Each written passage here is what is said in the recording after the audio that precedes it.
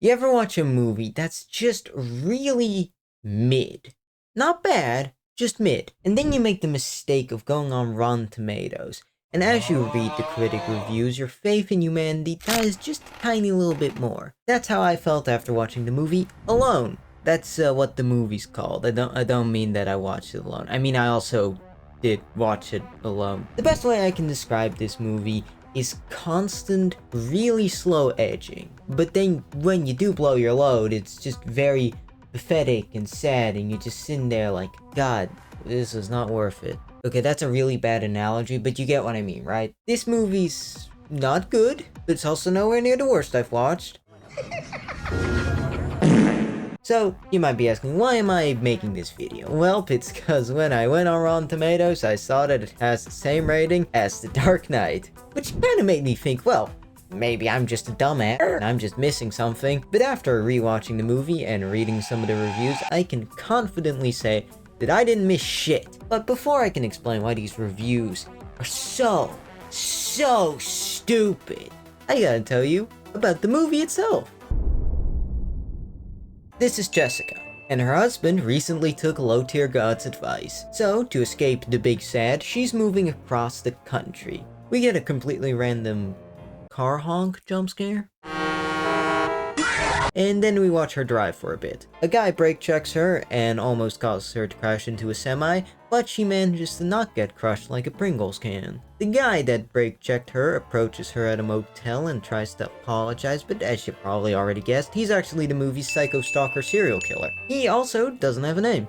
He's literally credited as Man. So I'm just gonna call him Evil Car, because he drives an evil car. And also because I kept calling him that while watching and it just kind of stuck. So after this, she keeps encountering this guy because he's a psycho stalker serial killer. But it doesn't really make sense that he keeps finding her. I get that he probably knows some shortcuts. You know, he's familiar with this territory probably, so you know, it makes sense that he knows some shortcuts. But like, he just kind of somehow knows her exact location at all times. Anyways, so Jess's brakes break.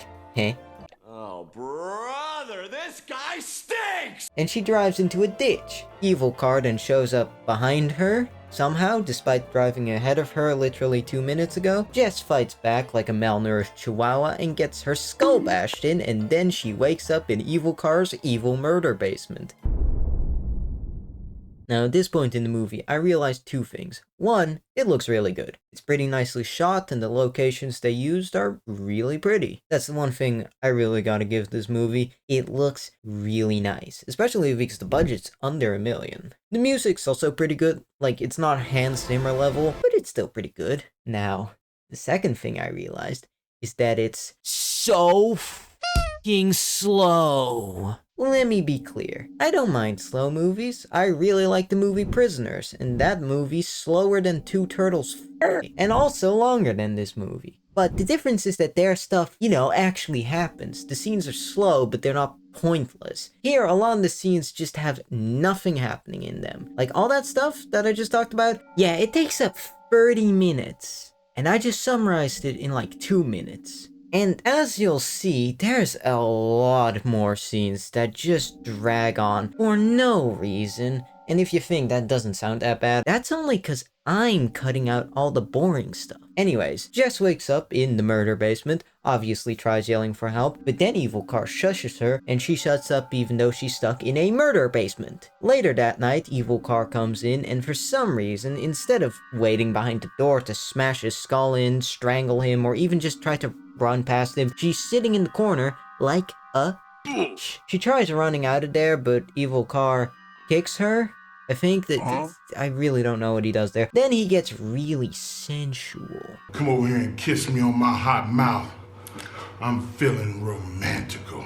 He also forces Jess to admit that her husband deep-throated a gun. Now, this scene, I think, perfectly summarizes why I don't like this movie. First off, Jess f***ing sucks. She's annoying, constantly makes dumbass choices, and I also don't care about her at all. We're 30 minutes into the movie, but I still barely know anything about her. Her husband's dead, she's got a bad relationship with her mom, which I didn't mention earlier because it doesn't matter to the plot at all, and that's it. I couldn't describe her any more than that, even if you put me in the torture scene from Casino Royale. Also, YouTube, you can't get mad at me. There's no dick, balls, or ass shown here. But speaking of torture, this scene goes on for 7 minutes. And because I don't care about Jess, I feel nothing while Evil Car's torturing her. And it doesn't help that this guy just isn't intimidating. Now, I think the actor does a pretty good job. Like, I will admit, the acting in the movie is pretty good, but he's just not scary. He looks like that guy from The Boys that kept verbally sucking off Homelander, and he's also kind of a dumbass, so he doesn't scare me.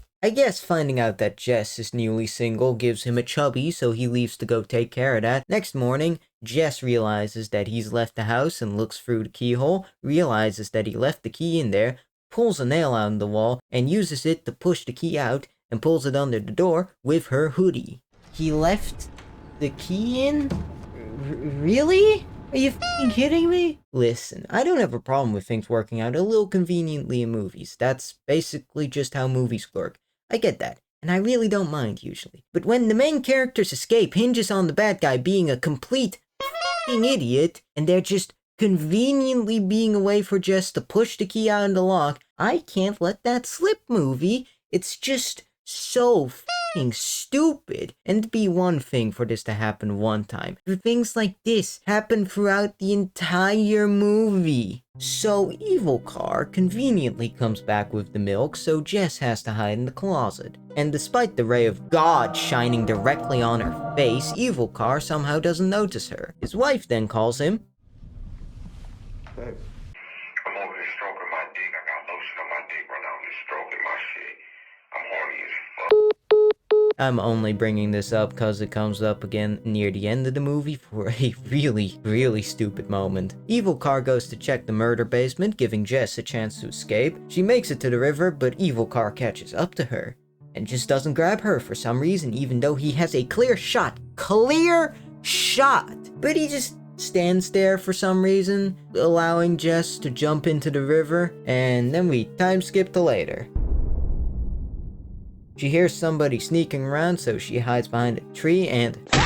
Oh God, Meg, you startled me, I'm sorry. It's just some old guy though, who understandably isn't too happy about getting whacked by a crazy woman in the woods. She tells him a recap of the movie so far, which is my job. And the hunter dude, who's called Robert by the way, believes her. I'm only telling you his name because he's the best character in the movie, which isn't saying much, but still. But his phone's broken because of the bonking, so he can't call the cops. And you probably expect me to also complain about that, but I don't actually mind this one, because this actually makes sense. And also, otherwise the movie would already be over, which would be kind of boring now, wouldn't it be? They drive out of there, but there's still 30 minutes left in the movie, so there's a tree blocking the way. And this might just be the dumbest thing in the entire movie. So, I'm assuming it's only been a couple hours since Jess's last encounter with Evil Car. And last I checked, she's not a Fast and the Furious character, so there's no logical way that she'd be able to get a car, unless she got lucky and found somebody willing to help her. Now yes, she did, but Evil Car has no f***ing way of knowing that that was gonna happen. So instead of continuing to look for her, he decided to drive all the way out here and cut down this specific tree, which would have been completely useless if Robert had parked his car past the tree. And the cherry on top is that he comes rolling up only like a minute after they stop here. At this point, the only explanation is that he's psychic. So Evil Car steps out of his evil car and tries to convince Robert that Jess is just his crazy sister. Robert believes him because I guess he's been lobotomized in the 5 minutes since he was introduced, but luckily he manages to grow just enough brain cells back to realize that Evil Car is probably evil. Unfortunately, he didn't grow back enough to actually remember how to use a gun. So he dies. R.I.P. to a real one. But unfortunately, Jess manages to escape because God has cursed me for my hubris, and my work is never finished. Cut to... Evil Car finds her again and shoots her, but she manages to hide in the brush. Evil Car then starts Joker monologuing. Prove to me that I'm wrong! Show me some f***ing guts! Then he f***s off. Next morning, Jess is walking around and just so happens to come across Evil Car burying Robert. So she sneaks into his car. He took the keys with him, but he did leave his phone in the car. So she hides in the back and calls the cops after Evil Car gets back inside and starts driving. He realizes that his phone's missing, has an indirect stare-off with Jess, and then Jess whacks him in the head with a tire iron. he isn't knocked out despite the fact that Jess also got whacked with the same tire iron earlier and immediately passed out, but evil cars just built different, I guess. Then they end up crashing. Jess doesn't make sure that he's dead because I guess she got brain damage from the crash. At least she keeps the tire iron. She makes it to with evil car following close behind, and for some reason Jess calls evil car's wife? And I genuinely do not get this part. The movie acts like this is some big gotcha, but I don't get why Jess would even think to do this. And even putting that aside, could an evil car make up a billion bullshit stories to explain this away? Like, I just don't get why the movie makes this out to be such a big deal. I take it back. I take back what I said earlier. This is the dumbest moment in the movie, with the tree blocking the way being the second dumbest moment in the movie. Anyways, they have a big fight, which could have been pretty cool if it wasn't for the really random, terrible slow-mo they throw in. Jess kills evil car, and I do really like this shot of her looking crazy and all covered in blood. And a helicopter shows up to rescue her. And that's it. That's the end of the movie.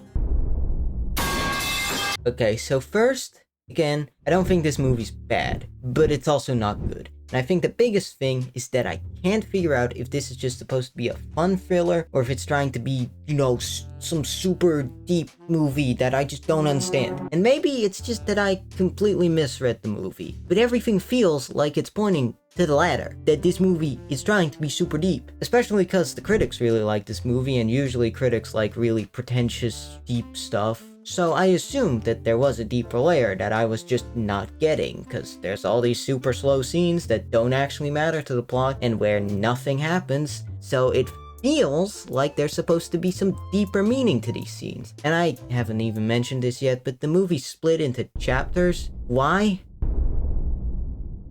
Like, if you're gonna split a movie into chapters, usually you'd think there's, you know, a reason for it? If there is a deeper meaning to the movie, I can't figure it out. I think Evil Car's big evil monologue is a perfect example of what I mean, and you probably noticed that I kind of just skipped over that. Well, that's because I have quite a bit to say about it. Because it feels like this is supposed to be the big reveal of what actually motivates Evil Car. But if you actually look at what he says, it basically just boils down to, you know, I just really like murdering people. Like, he says that he knows what fear is, and that he wants just to prove to him that he's wrong. But I don't know what he actually means by that. Like, does he want just to show that she's got no fear, or is he just trying to goad her into attacking him so he can kill her? Which would mean that there is no deeper meaning to all that shit he says. And there's also no hints at a backstory. We get no real idea of what his motives are, aside from him just liking murder. And don't get me wrong, I can with a villain that's just evil for the sake of being evil, but then why make it seem like there's more to him than there actually is? And here's the thing, I wouldn't mind that there isn't really anything deeper going on if the movie was, you know, fun, but it isn't. The characters keep making the dumbest decisions. The first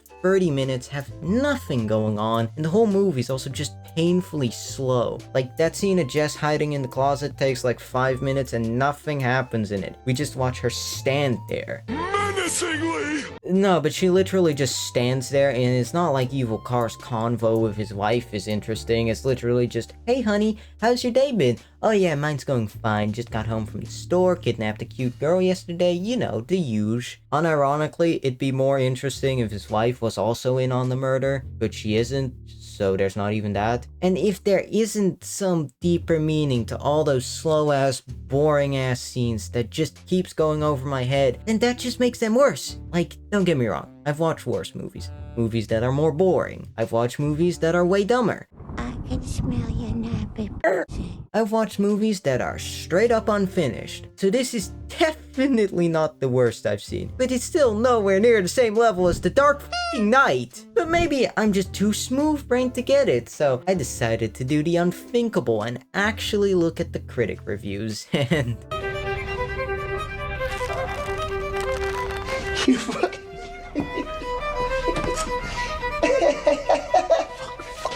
Holy shit, these might be the dumbest reviews I've ever read. Here, let me read some of them.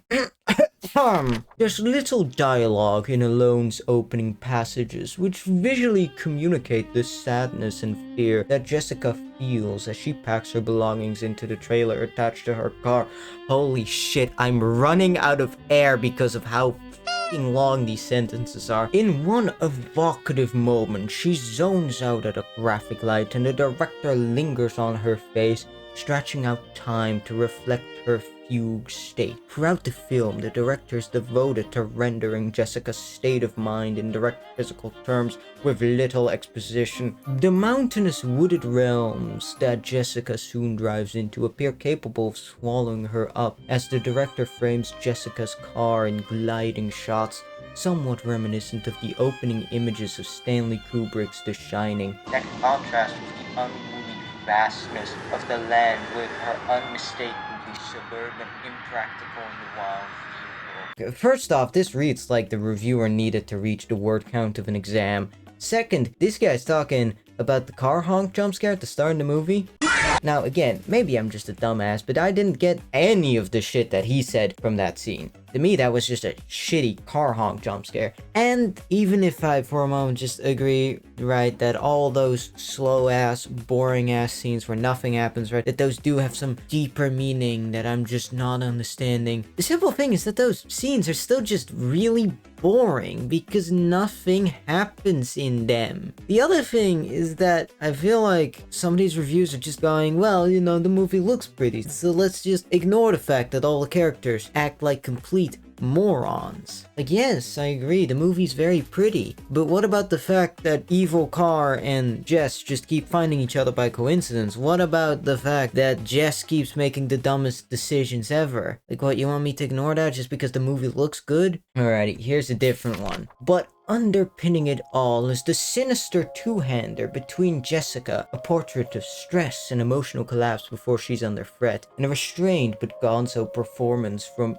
Evil Car. His malicious control, the way he shifts from a damaged bird of a man to a hulking beast, helps put Alone away from the pack of middling modern slashers. I just really don't get what they mean here. There's no points where Evil Car acts like a damaged bird of a man. Like, they just pulled that one out of their ass. And that's a theme throughout a lot of these reviews, that they just kind of make shit up. Another guy says that there isn't room for padding or filler as the director and screenwriter get directly to the narrative and do a great job of establishing the scenario, which I just kind of disagree with completely. Half the movie's filler, you could cut out like most of the first 30 minutes and you honestly wouldn't miss out on much. This is probably the part where you expect me to explain why the critics probably like it, but I don't know. I don't know. I don't know what it is that they apparently got out of this movie. Because it feels like they watched a completely different movie than I did. Because I'm not getting any of the stuff that they're getting out of the movie. And again, maybe I'm just an idiot. But then again,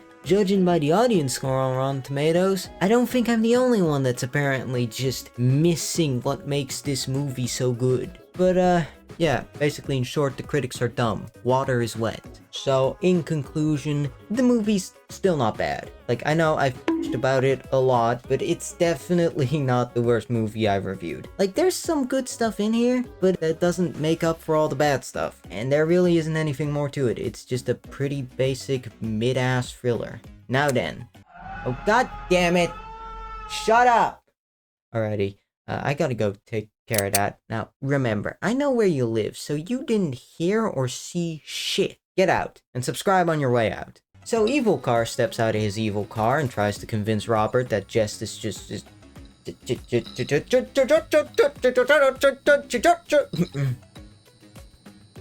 Forgive me.